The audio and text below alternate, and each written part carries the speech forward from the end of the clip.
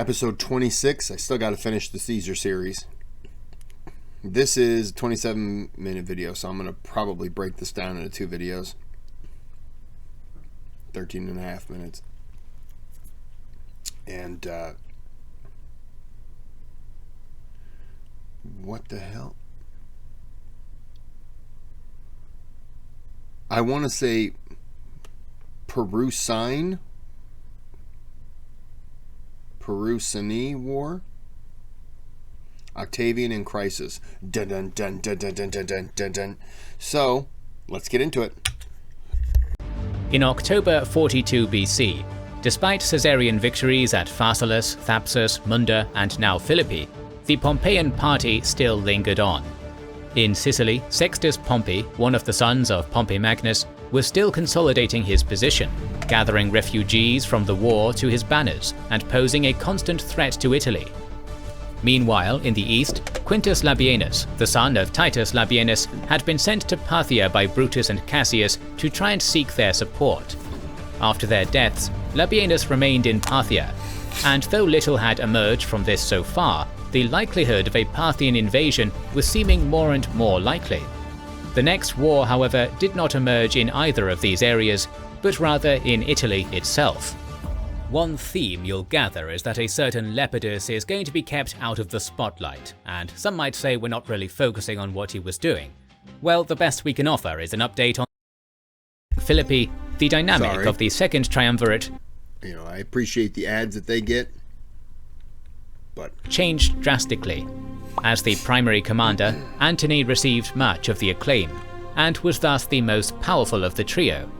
Octavian, having participated in some capacity, also received some credit, while Lepidus, having been left behind in Rome, received none.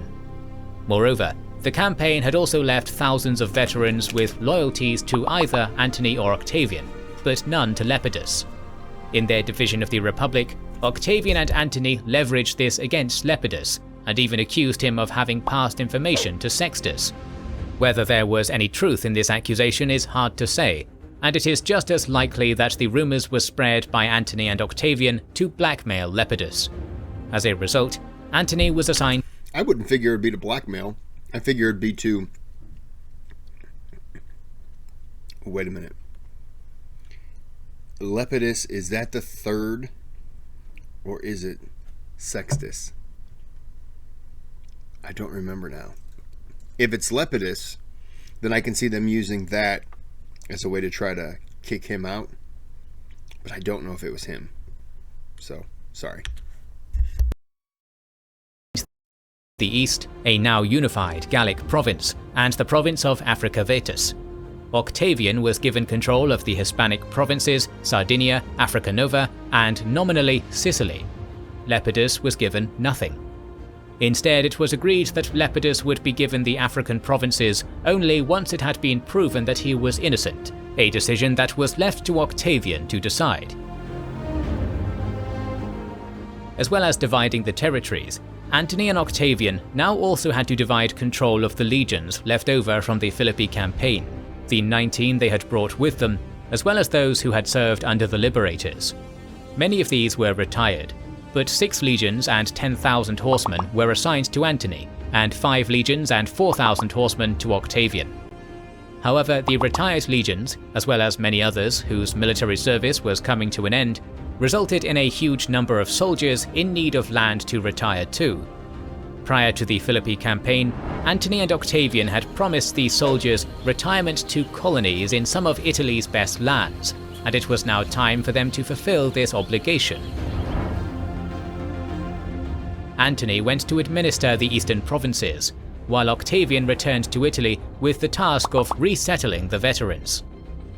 It is likely, though not definite, that Antony had deliberately assigned this task to Octavian, knowing how politically unpopular it would be. If Octavian stuck to their earlier promises, he would certainly infuriate much of the common populace, who would be displaced from their homes.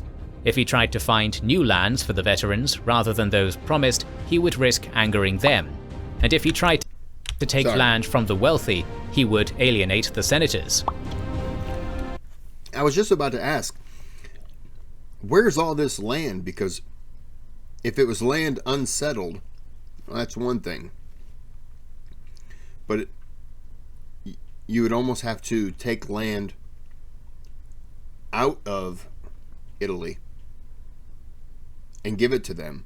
But why would they want to leave their country to go live there? Well, back then, probably living in your city was living in your country.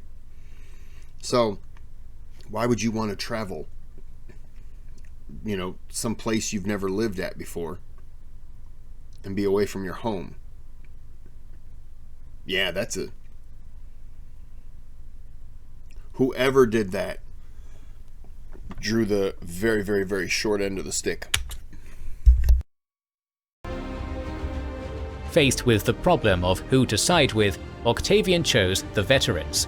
His entire political career so far had been built on the army, and he could not risk alienating them and driving more to Antony's side. As such, despite the unpopularity of the decision, Octavian began the process of resettling veterans in the areas previously promised to them. There were initially 28 legions that needed to be resettled, a number that swelled to 34 as Octavian granted more land to try and curry favour with the veterans.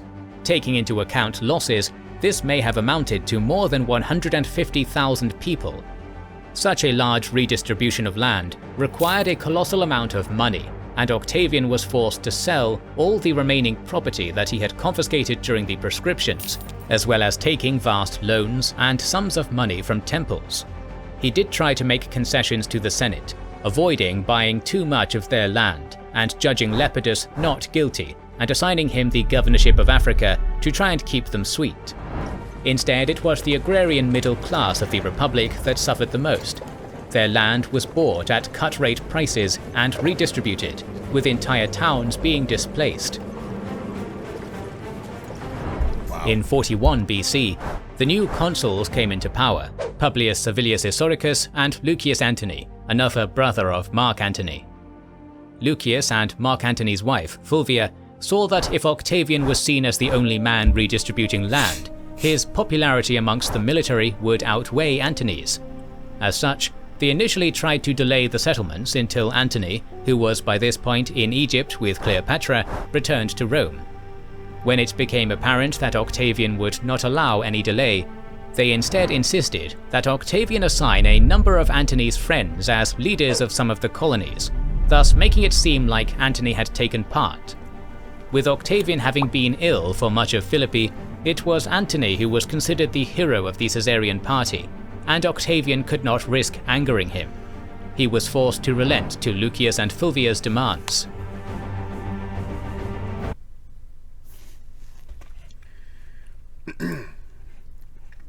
It's amazing how the bickering for power is just, it's amazing. Everyone, I don't know. I really don't like these. Octavian, I don't know, but the other ones, I just. The situation was becoming an agrarian and social disaster. Many people were being stripped of their livelihood, and near constant war had already deprived Italy of much of its food, and the division of farmlands made the situation all the worse. Compounding this were the navies around Italy. Previously stationed in the Adriatic, after Philippi, Mercus had joined Sextus in Sicily, while Ahenobarbus remained in the Adriatic. Between the navies of Sextus and Ahenobarbus, the Italian peninsula was effectively blockaded.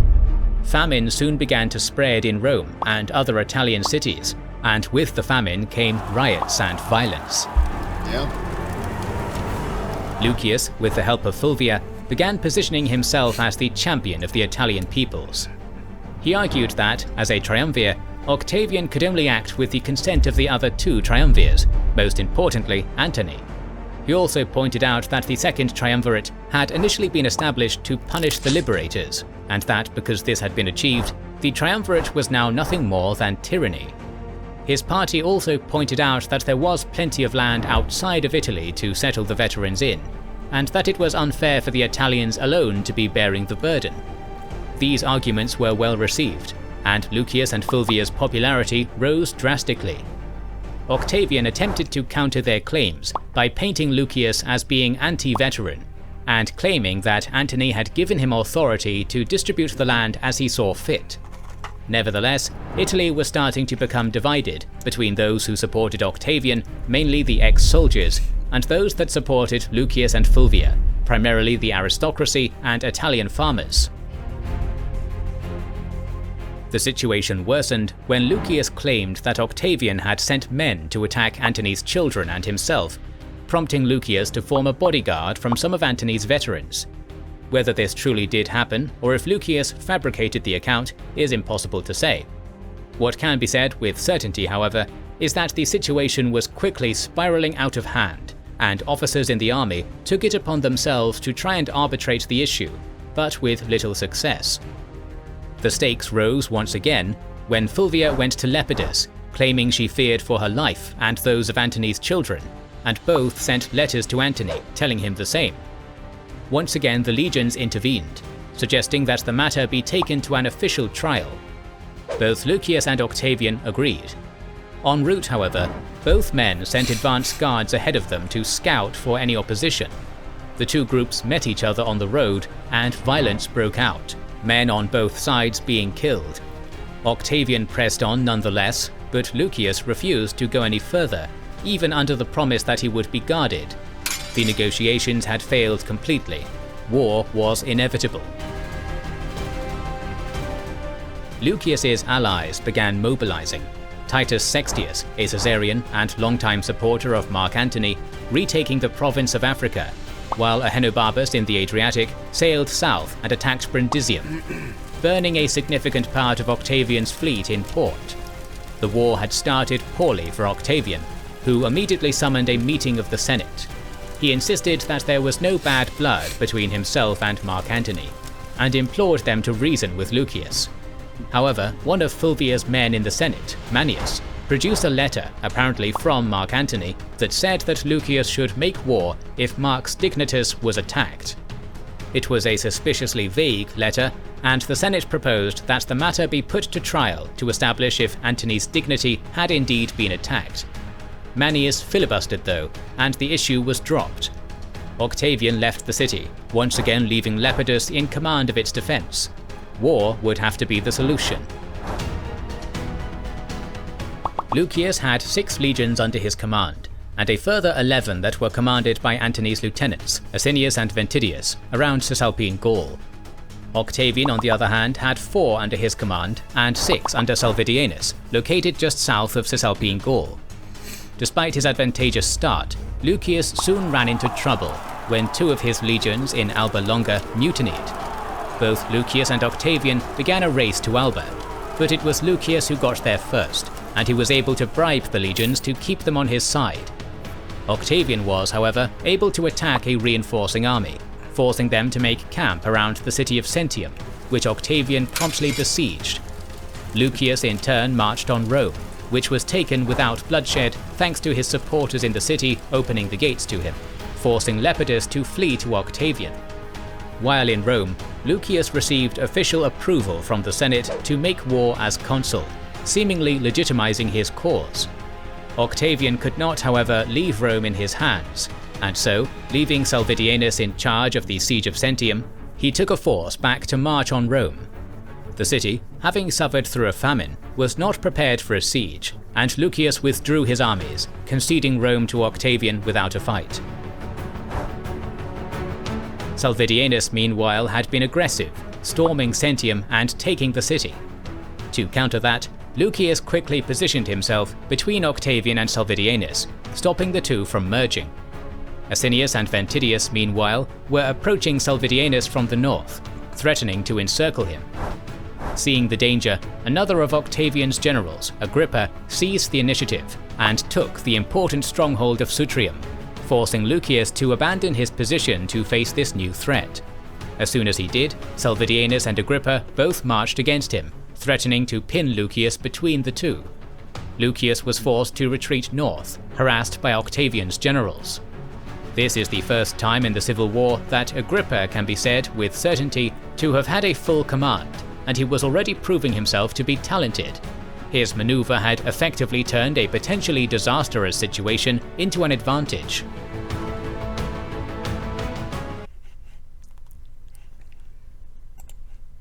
Okay. This is just... It's infuriating after a while because you just see this non-stop. I'm going to go ahead and end it at that commercial. But you just see this non-stop need for power. It's just... And I mean, they're not the first ones, this has ever happened to, but it's like, what are you shaking for?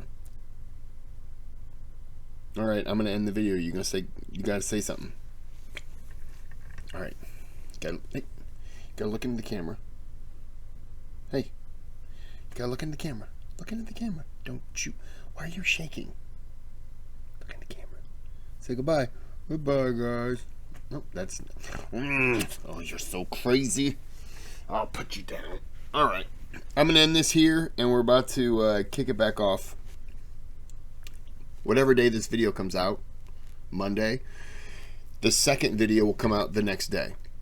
When I break one video in half, then it drops the following day. So, I will do this video, but I'm not going to do it immediately. But I will be back. So, until next time, like and subscribe, and then have a good day, have a good night.